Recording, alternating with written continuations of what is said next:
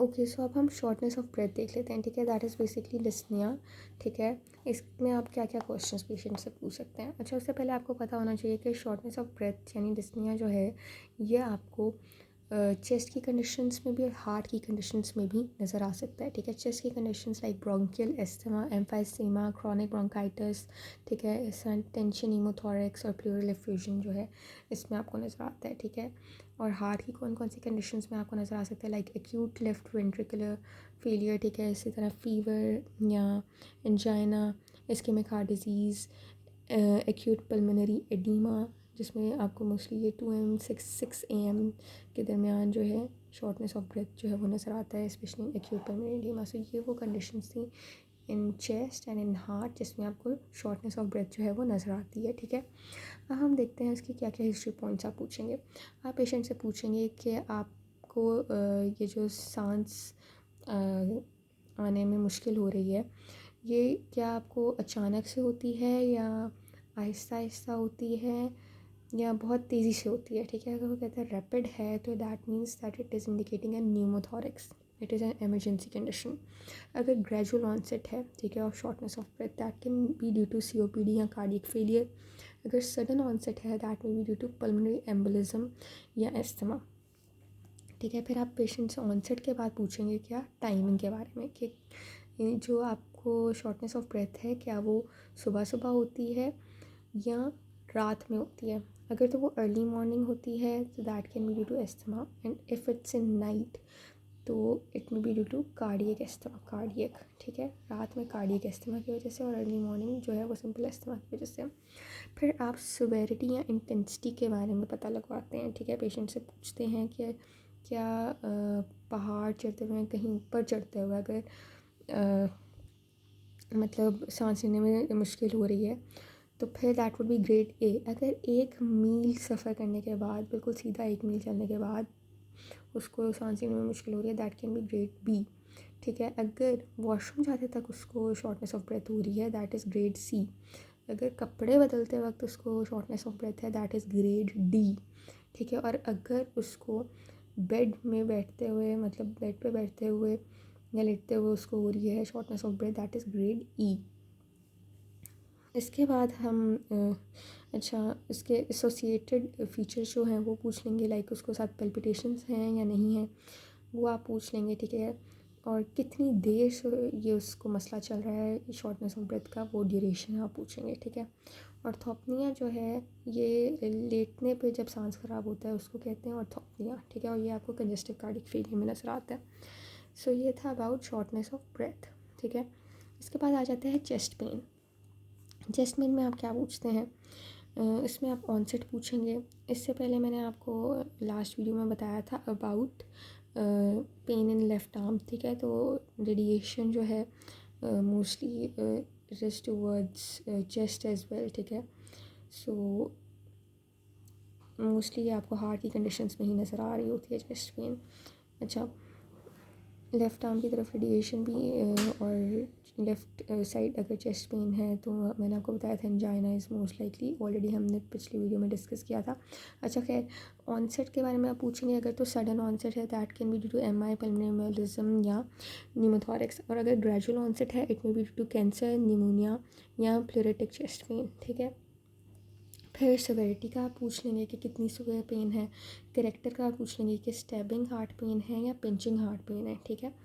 फिर आप रेडिएशन का पूछ लेंगे कि पेन जो है ये फ्रंट ऑफ चेस्ट की तरफ रेडिएट होती है, वहाँ से मतलब फ्रंट ऑफ चेस्ट से जॉ की तरफ अगर ये रेडिएट हो रही है तो वो पूछ लेंगे, या लेफ़्ट साइडेड चेस्ट पेन जो है वो अगर लेफ़्ट आर्म की तरफ रेडिएट हो रही है। तो ये जो 2 रेडिएशंस हैं इनके बारे में लाइक आप पूछ सकते हैं, ठीक है। इसके अलावा एग्रीवेटिंग फैक्टर्स, रिलीविंग फैक्टर्स का पूछ लेंगे, ठीक है, कि चलने से ज़्यादा तो नहीं होती या रेस्ट पे रहने से या रेस्ट करने से ठीक हो जाती हैं, या इस तरह की जो भी कोई एसोसिएशन है एग्रीवेटिंग या रिलीविंग फैक्टर्स की वो आप पूछ लेंगे, ठीक है। इसके अलावा हाँ, अच्छा, ये जो एग्रीवेटिंग या रिलीविंग फैक्टर्स में लाइक एग्जांपल इस तरह से है कि अगर पेन जो है वो मूवमेंट पे बढ़ रही है, that can be due to muscular pain, ठीक है, या जॉइंट इन्फ्लेमेशन, ठीक है। और अगर जो है वो मूवमेंट पे इंक्रीज़ नहीं हो रही, that can be due to MI, ठीक है। इसी तरह एंजाइना की जो पेन है that starts on walking and that decreases on going, ठीक है। सो ये आप जो कुछ एसोसिएटिंग फैक्टर्स हैं like aggravating and relieving factors हैं, वो आप पूछ सकते हैं, ठीक है, इस तरह से कि चलने से दर्द ज़्यादा तो नहीं हो रही, या झुकने से वो अगर कम हो रही है तो एंजाइना है, ठीक है। और अगर तो वो मूवमेंट्स पे बढ़ रही है तो मसल पेन हो सकती है, जॉइंट इन्फ्लेमेशन हो सकती है, लेकिन अगर वो मूवमेंट्स पे बढ़ नहीं रही, दैट कैन इंडिकेट एमआई, ठीक है। फिर आप उसकी लोकलाइजेशन पूछेंगे कि पेन असल में है किस जगह पे, एंटीरियर साइड पे है, पोस्टीरियर साइड पे है, राइट एंटीरियर साइड पे है, किस जगह पे है, ठीक है। So this was all about chest pain. उसके बाद कफ के लिए आप क्या क्या क्वेश्चंस पूछ सकते हैं, ठीक है। सो कफ सबसे पहले तो आप ऑनसेट पूछेंगे कि सडन है या ग्रेजुअल है। इफ़ इट इज़ सडन तो सडन ऑनसेट कफ जो है अस्थमा में नज़र आती है, और जो ग्रेजुअल ऑनसेट है वो आपको टीबी में नज़र आती है।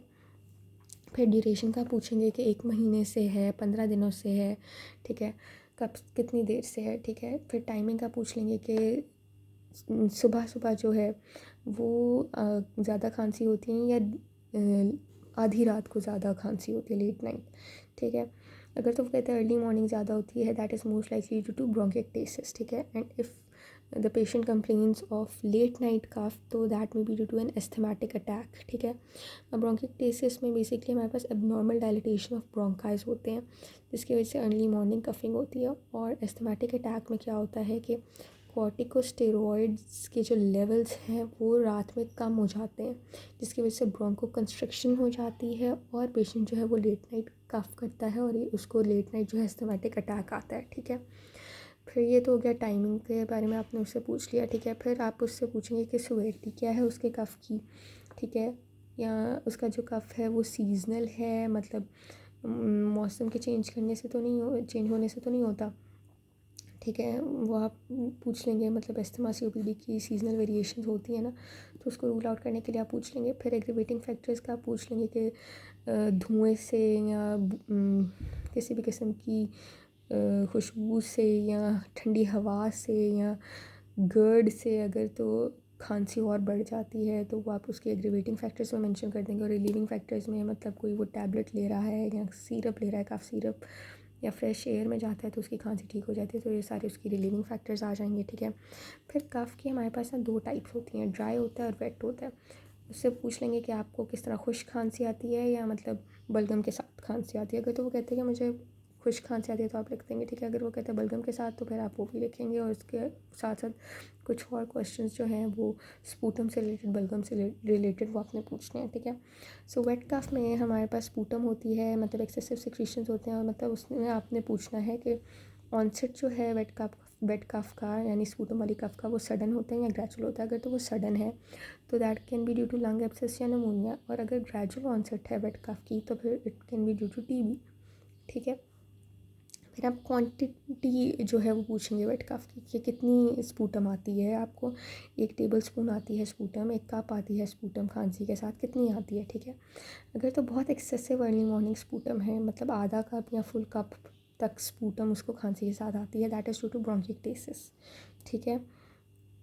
और अगर तो वो कहता है कि कम ही है स्पूटम तो that can be due to asthma, ठीक है। फिर आप स्पूटम का कलर देख लेंगे कि वाइट है, येलो ग्रीन है, ब्लैकिश ग्रीन है, किस तरह का है। अगर तो वाइट है तो that may be only due to secretions, अगर येलो ग्रीन है दैट कैन इंडिकेट इन्फेक्शन, और अगर ब्लैकिश ग्रीन है that may be due to pseudomonas infection, ठीक है। सो कलर ऑफ स्पूटम भी पूछ लिया आपने। फिर आप स्मेल पूछेंगे उससे कि किस तरह की स्मेल आ रही है, मतलब फाउल स्मेलिंग है, किस तरह की है, ठीक है। लंग एब्सेस के केस में हमारे पास फाउल स्मेलिंग जो है वो कफ होती है, ठीक है। और बेसिकली लंग एब्सेस में नेक्रोसिस होती है जिसकी वजह से फाउल स्मेल जो है वो प्रोड्यूस होती है ड्यूरिंग कफ, ठीक है। फिर आप कफ की जो है वो कंसिस्टेंसी के बारे में पूछेंगे कि थिक कफ है या थिन कफ है, ठीक है। उसकी मतलब किस तरह की थिक कंसिस्टेंसी है उसकी स्पूटम की बेसिकली, या थिन है, ठीक है। तो वो स्पूटम की आपने कंसिस्टेंसी के बारे में पूछना कि थिक है, बहुत ज़्यादा कोपियस अमाउंट ऑफ स्पूटम है, थिक है या थिन है, ठीक है। फिर अब किस तरह से आप हेमाटोमेसिस को हेमोप्टिसिस के साथ डिफ्रेंशिएट करेंगे। अब इसी स्पूटम में, ठीक है, जो खांसी कटने के साथ साथ आ रहा है, अगर उसमें ब्लड आ जाए तो उसको हम कहते हैं हेमोप्टिसिस, ठीक है। और हेमाटोमेसिस आपको पता है वॉमिटिंग के साथ अगर ब्लड आ जाए तो वो दैट इज़ हेमाटोमेसिस। तो हमारे पास जो हेमोप्टिसिस है इसका ऑनसेट आप पूछेंगे कि अगर उसको ब्लड इन स्पूटम है तो उसका क्या ऑनसेट है। सडन है, अगर तो सडन ऑनसेट है तो पल्मोनरी इन्फेक्शन हो सकता है, एम्बोलिज्म हो सकता है, निमोथोरैक्स हो सकता है, ठीक है। और अगर ग्रेजुअल ऑनसेट है स्पूटम का तो फिर टीबी है, कार्सिनोमा ऑफ लंग है, ठीक है। वो आप डिफरेंशियल्स बना सकते हैं, ठीक है। इसी तरह आप क्वांटिफाई करेंगे फिर कि कितनी जो है वो ब्लड है स्पूटम में, 1 चम्मच है, आधा चम्मच है, कितनी है। फिर कलर क्या है उस ब्लड का जो स्पूटम में आ रहा है, ब्राइट रेड है, कफ के साथ जो स्पूटम है उसका आपने पूछना है कि कलर, अगर तो वो कहते हैं कि ब्राइट रेड है तो दैट इंडिकेट्स कि इट इज़ ऑक्सीजनेटेड, ठीक है। और अगर तो वो कहता है कि हमारे पास जो स्पूटम के अंदर ब्लड है that is dark red, dark red तो सॉरी होता ही नहीं है, डार्क रेड जो कलर है that is seen in case of haematemesis. Dark red colour of blood is seen in haematemesis क्योंकि डीऑक्सीजनेटेड ब्लड होता है इन केस ऑफ हेमाटोमेसिस, ठीक है। और हमारे पास ब्राइट रेड ऑक्सीजनेटेड ब्लड जो है दैट इज सीन इन हेमोप्टिसिस, ठीक है। ये आपने हमेशा बात याद रखनी है कि जो खांसी के वक्त स्पूटम के साथ अगर ब्लड आएगा that is always bright red क्योंकि वो ऑक्सीजनेटेड होता है, ठीक है। वो लंग्स की तरफ से आ रहा होता है। और जो डार्क रेड है दैट इज़ डीऑक्सीजनेटेड, ठीक है। तो वो हमारे हमेशा जो है वॉमिटिंग के साथ आ रहा होता है डार्क रेड, ठीक है। इसके अलावा आपको पता है haemoptysis is due to coughing and haematemesis due to vomiting. इधर स्पूटम होता है, इधर हमारे पास फूड पार्टिकल्स होते हैं, ठीक है। इसमें कोई एसोसिएशन नहीं होती है in case of haemoptysis with melaena, लेकिन हेमाटोमेसिस में एसोसिएशन होती है विद मेलाना, ठीक है।